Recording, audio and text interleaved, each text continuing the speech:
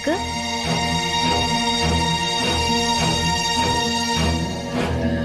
வாங்க, நான் உங்களுக்கு காட்டுறேன்.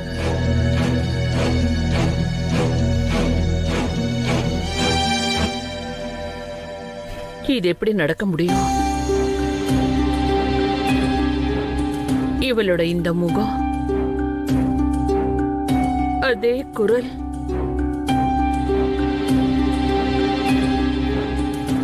ஆனா நம்மளோட ரோகிணி நம்ம கிட்ட இருக்கா. அப்படின்னா இந்த பொண்ணு யாரு?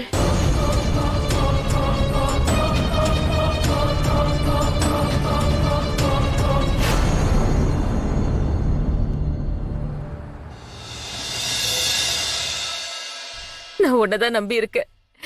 என் புருஷனை எப்படியாவது காப்பாத்தி கொடுத்துடு. அவரை இந்த நிலைமையில என்னால பார்க்க முடியல. எனக்கு உதவி பண்ணுங்க தாயே.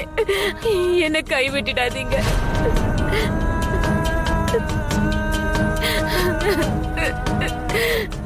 அவரை காப்பாத்து. சித்தார்த் மாமா குணமாயிடுவார்ல? ரோகிணி, அவர் கண்டிப்பா குணமாயிடுவாரு. அவரை பார்க்க டாக்டர் வந்துட்டு இருக்காரு. அவர் இந்த கேஸ்ல ஸ்பெஷலிஸ்ட். எல்லாம் சரியாயிடும். ஓகே? எப்ப சரியாகும் சித்தார்த்? ஒரு பிரச்சனை முடிஞ்ச உடனே இன்னொரு பிரச்சனை வந்துருது. இந்த எல்லா பிரச்சனையும் எப்பதான் தீரும் தெரியல. நீ என்னோட ரோகிணி. நீ என்னோட பெண் சிங்கம். பெண் சிங்கம் என்னைக்கும் தோல்வியை ஏத்துக்காது. தன்னையும் பார்த்துக்கும், மத்தவங்களையும் பார்த்துக்கும். வா.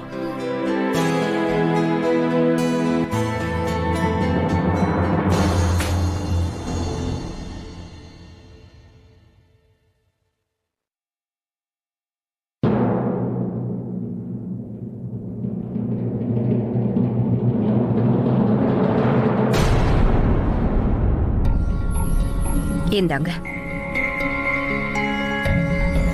தேங்க்யூ. நீங்க 2 பேரும் ரொம்ப டென்ஷனா தெரியுறீங்க. எதுக்கும் கவலைப்படாதீங்க, எல்லாமே சரியாயிடும். அங்க மேல இருக்கிறவன் மேல நம்பிக்கை வைங்க. அவர் தான் எல்லாரையும் காப்பாத்துறவர். எவ்வளோ பெரிய பெரிய வேலைகளை எல்லாம் மனசார கடவுளை பிரார்த்திச்சா அந்த வேலை நல்லபடியா முடியும். நம்பிக்கையான வார்த்தையை சொன்னதுக்கு நன்றி.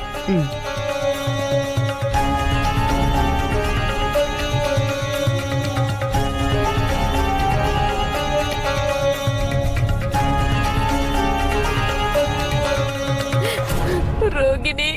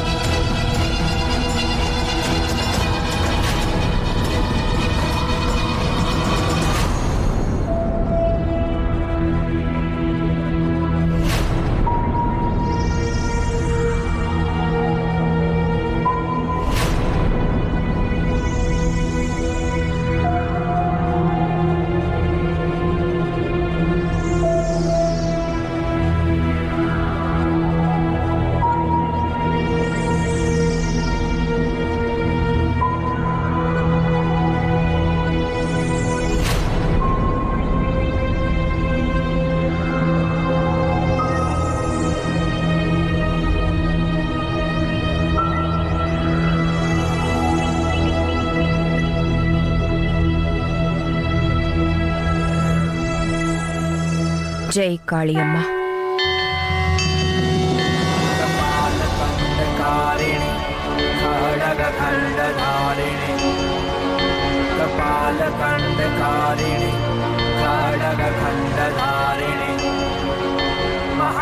जय माँ काली।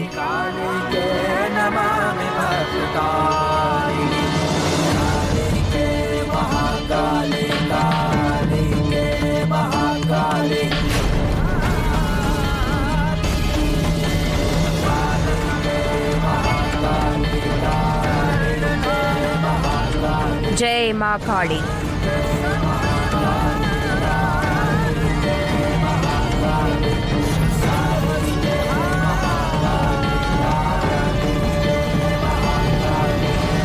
இந்த கங்கா ஜலம், பூ, குங்குமம் எல்லாம் பூஜை பண்ணுது.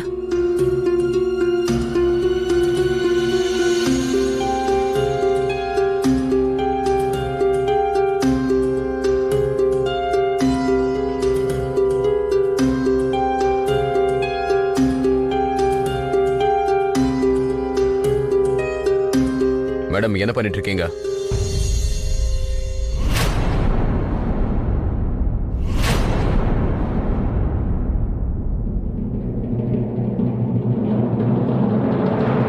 மிஸ்டர் ரவியோட குடும்பம் அவங்க குடும்ப நலத்துக்காக பூஜை பண்ண வச்சாங்க.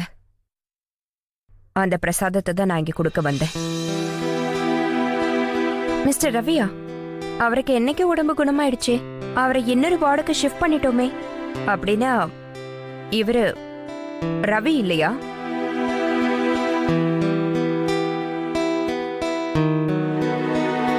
ஐம் so சாரி, எனக்கு தெரியாது. ஆனா நான் இவருக்கு காளியம்மாவோட ஆசீர்வாதத்தை கொடுத்துட்டேன். அதாவது எந்த பூஜையை ரவிக்காக பண்ணோமோ அதோட பலனை நான் இவருக்கு அர்ப்பணிச்சிட்டேன். தெரிஞ்சோ தெரியாமையோ நீங்க எங்களுக்கு பெரிய உதவி பண்ணிருக்கீங்க. என் புருஷனுக்கு இப்ப அந்த கடவுளோட கருணை தான் தேவைப்படுது. ரொம்ப நன்றி. நான் யாருங்க இவருக்கு ஏதாவது உதவி பண்றதுக்கு? இவருக்கு அந்த தாய் காளியம்மாவோட ஆசீர்வாதம். இவரோட தலையெழுத்து நல்லா இருந்திருக்கு. நான் காளியம்மா கிட்ட இவருக்காக பிரார்த்தனை செய்யறேன்.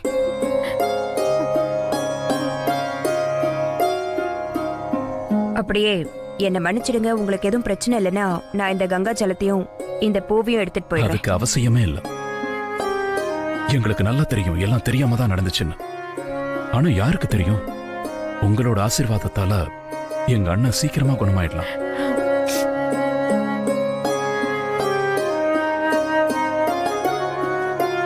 ஜெய் மா காளி.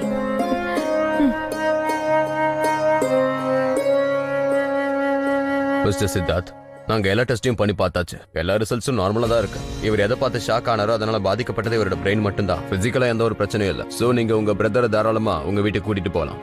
ஒருவேளை தெரிஞ்ச இடத்துல இருந்தாருன்னா இவருக்கு ரெக்கவரி சீக்கிரம் ஆகிறதுக்கு வாய்ப்பு இருக்கு. ஓகே, நீங்க எப்படி சொல்றீங்களோ அப்படி செய்யறோம்.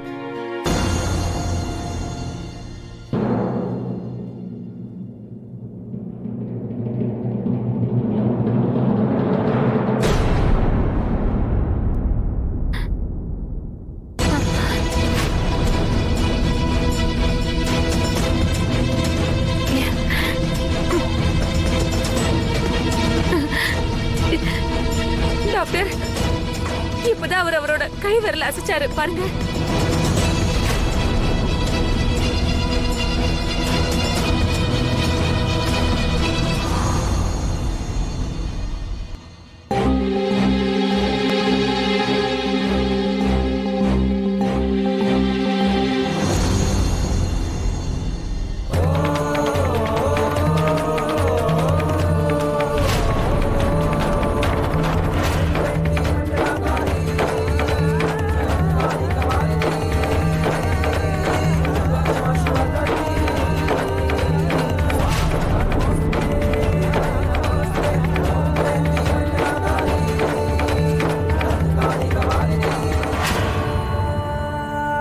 அந்த அம்மனோட அதிசயத்தை பாருங்க.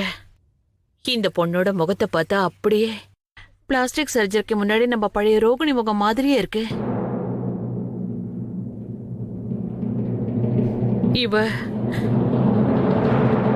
இவ ரோஹிணி இல்ல.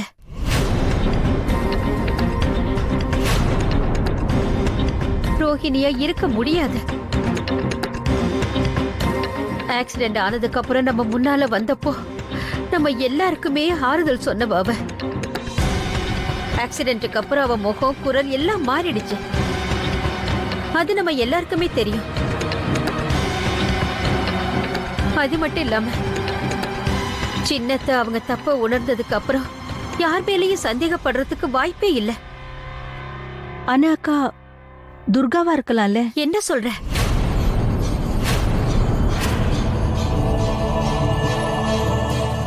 ஏன் சும்மா பின்னாடி துரத்துறீங்க? இங்க எதுக்கு வந்தீங்க? நான் தான் உங்களோட ரோகிணி இல்லன்னு உங்களுக்கு தான் இப்ப தெரிஞ்சிருச்சுல்ல. அப்புறம் என்ன? நீ ரோகிணி இல்ல, ஆனா உன்னால ரோகிணியா மாற முடியும். இல்ல சித்தி, துர்கா நம்ம குடும்பத்து மேல ரொம்பவே அன்பு வச்சிருக்கா. அவ நம்ம கிட்ட இந்த மாதிரி ஒரு விளையாட்டு விளையாட மாட்டா. இந்த பொண்ணு யாரா இருந்தாலும் இவளுக்கு நம்ம யாருன்னு தெரிய வாய்ப்பில்லை.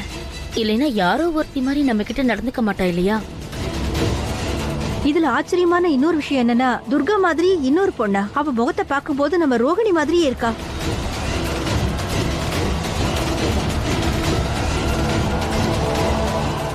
நம்ம குடும்பத்துக்கு எத்தனை ஏமாற்றங்கள் ஏற்பட்டிருக்கு. அதனாலதான் நீங்க ஒவ்வொரு விஷயத்தையும் பார்த்து பார்த்து பண்ணிட்டு இருக்கீங்க. எனக்கு ஏற்பட்ட விபத்து கூட உங்களுக்கு ஒரு சூழ்ச்சி மாதிரி தெரியுது. ஆனா அவங்க தலை மேல கை வச்சு சத்தியம் பண்றேன்க்கா, நான் தான் அவங்களுடைய ரோகிணி. சித்தி, பவியக்கா, அத்த, நான் உங்களை வேண்டி கேட்டுக்கிறேன். நீங்க எல்லாரும் தப்பா நினைச்சிடாதீங்க. இந்த பொண்ணு ஸ்ருதி நம்ம ரோகிணியா இருப்பான்னு. நான் ஒத்துக்கிறேன், இவ பார்க்க நம்ம ரோகிணி மாதிரியே தான் இருக்கான்னு. ஆக்சிடென்ட்க்கு அப்புறம் எனக்குள்ள நிறைய கேள்விகள் எழுந்துட்டே இருந்தது. ஆனா ரோகிணி அப்பப்போ உண்மையை நிரூபிச்சுக்கிட்டே இருந்தா. எனக்கு நம்பிக்கை இருக்கு, எனக்கு முழு நம்பிக்கை இருக்கு. நம்ம ரோகிணி இப்ப நம்ம கூடவே தான் இருக்கா. நீ ரொம்ப கரெக்டா தான் சொன்ன சிம்மா. தேவையில்லாத சந்தேகம் துக்கத்துக்கு ஒரு காரணம் ஆயிடும். எல்லாமே தீர விசாரிச்சு தெரிஞ்சதுக்கு அப்புறம் எதுக்காக இந்த தேவையில்லாத குழப்பம்? நீ சொல்றது சரிதான். சீமா, இவ ரோகிணி இல்லனே வச்சுப்போம். ஆனா ஒரு விஷயத்தை இப்ப நம்ம அவசியம் தெரிஞ்சுக்கணும். இவளோட முகமும் உன் தங்கச்சியோட முகமும் எப்படி ஒன்னா இருக்கு? 50-50. ஒருவேளை ரோகிணிக்கும் இவளுக்கும் ஏதாவது கனெக்ஷன் இருக்குமா?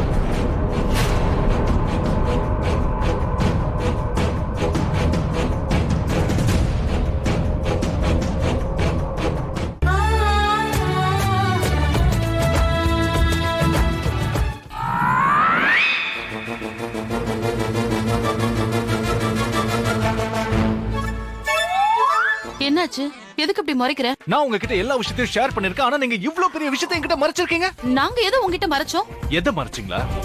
பாய் ஃப்ரெண்ட் மறைச்சீங்க. கண்டுபடி வளராத. எனக்கு எந்த பாய் ஃப்ரெண்டும் இல்ல. இருந்தா உனக்கு தெரியாதா என்ன? அப்படியே உனக்கு ஒரு பாய் ஃப்ரெண்ட். தங்க மாளிகை, எல்டிகா பியூர் கோகனட் ஹேர் ஆயில் மற்றும் ஹீரோ டுவேட் இந்தியாவின் புதிய நம்பிக்கை.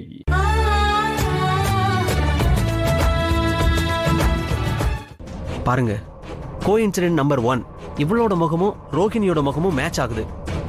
கோஇன்சிடென்ட் நம்பர் 2, மற்ற வீடுகளை எல்லாம் விட்டுட்டு அவளோட என்ஜிஓ வேலையை இந்த வீட்டில் நீ ஏன் ஸ்டார்ட் பண்ணணும்? இதையெல்லாம் வச்சு பார்க்கும்போது அவ ஏதோ ஒரு திட்டத்தோட தான் இங்க அவ வந்திருக்கா. அவளோட திட்டம் என்னன்னு கண்டிப்பா நாம தெரிஞ்சுக்கணும். இவ முகத்துக்கு பின்னாடி என்ன ரகசியம் இருக்குன்னு அவ இந்த வீட்டை விட்டு போனதுக்கு அப்புறம் தான் அது என்னன்னு தெரிய வரும். அப்படின்னா சொல்றேன். கேலண்டர், இந்த பொண்ணு இந்த வீட்டை விட்டு வெளியே போனதும் அவளை நீ ஃபாலோ பண்ணு. எனக்கு அவளை பத்தின எல்லா இன்ஃபர்மேஷனும் வேணும். Yes pass.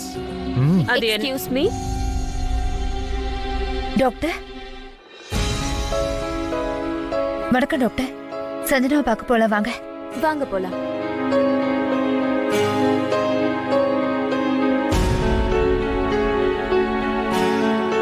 அம்மா தாய். பெரியத்த, நீங்க அப்படியே உட்காருங்க.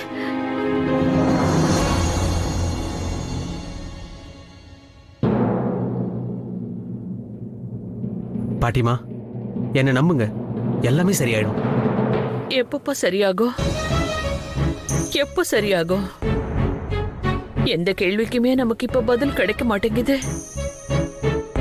எல்லா பிரச்சனையும் மேல மேல வளர்ந்துகிட்டே தான் போகுது. பாட்டிமா, இந்த கேள்விகளுக்குள்ளதான் பதில் ஒளிஞ்சிருக்கு. நீங்க கொஞ்சம் தைரியமா இருங்க. உண்மை சீக்கிரமா வெளியே வந்துடும். என்ன நம்புங்க.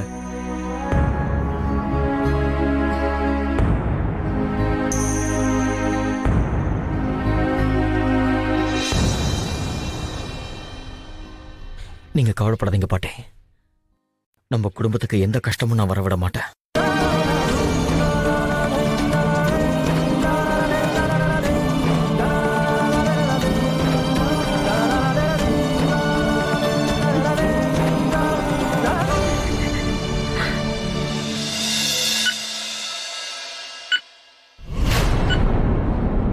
இங்க பாருங்க, நீங்க எப்படி ஃபீல் பண்றீங்க?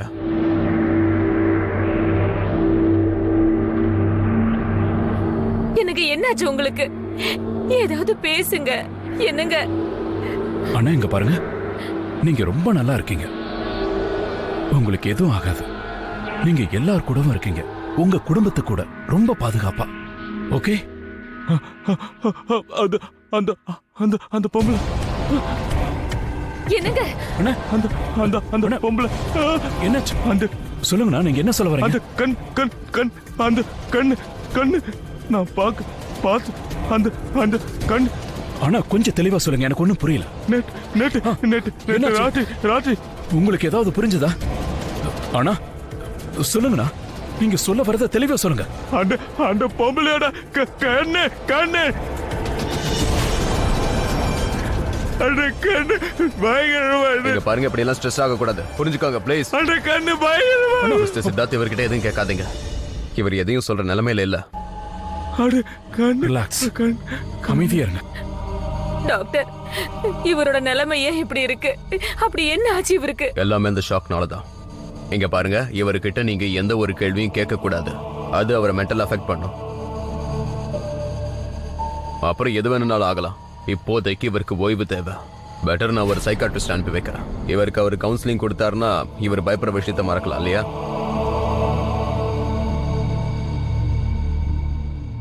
நான் இன்ஜெக்ஷன் போட்டிருக்கேன். தூக்கம் நல்லா வரும். அப்புறம் ஃபீவரும் கொஞ்சம் கொஞ்சமா குறையும். சின்ன பொண்ணா இருக்கா, அதனால அதிக கேர் எடுத்துக்கோங்க. அவளை தனியா விட்டுடாதீங்க, கூடவே இருங்க. ஒவ்வொரு 2 மணி நேரத்துக்கும் ஒரு தடவை எனக்கு கால் பண்ணி அவளோட ஸ்டேட்டஸ் என்னன்னு சொல்லுங்க. நான் ஈவினிங் மறுபடியும் வரேன். சரிங்க டாக்டர். டாக்டர், நீங்க டென்ஷன் ஆக வேண்டிய அவசியமே இல்ல. நானும் ஒரு நர்ஸ் தான். சஞ்சுவை நல்லபடியா பாத்துக்கிறேன். உங்களுக்கு நான் போன்ல அப்டேட் பண்ணிக்கிட்டே இருக்கேன். நீங்க ஒரு நர்ஸா? That's good. Thank you doctor. வாங்க.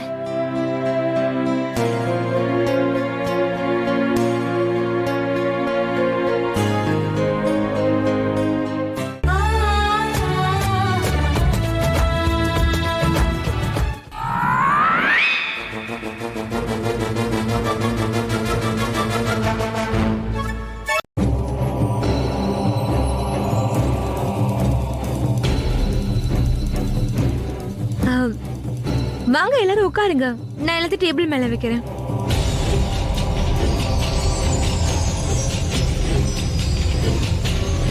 சீமா, நான் போய் சஞ்சனாவுக்கு டேப்லெட்ஸ் வாங்கிட்டு வந்துடுறேன்.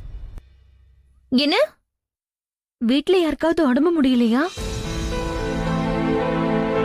சாதாரண விஷயம் தானே, ஏதோ ரொம்ப சீரியஸா இல்லையே. நான் வேணா போயிட்டு அப்புறமா வரட்டுமா? இல்லம்மா, நீ ஒரு நல்ல வேலைக்காக வந்திருக்க. அதை செஞ்சு முடிச்சிட்டு போ. நான் சொல்றது புரியுதுல்ல?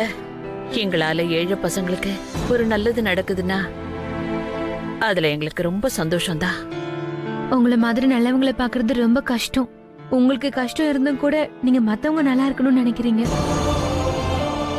ப்ளீஸ் வாங்க, நான் டிஃபனை டேபிள் எடுத்து வைக்கிறேன். இதுக்கப்புறம் வேற ஏதாவது வேலை இருந்தாலும் என்கிட்ட சொல்லுங்க, நான் செஞ்சிடுறேன்.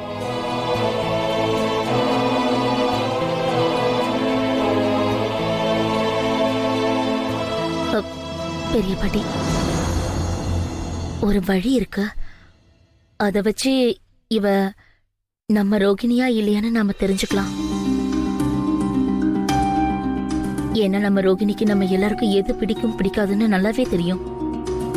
ஒருவேளை இது நம்ம ரோகிணியா இருந்தா நிச்சயம் நம்ம எல்லாருக்கும் பிடிச்ச டிஃபன் அவ பண்ணி வச்சிருப்பா.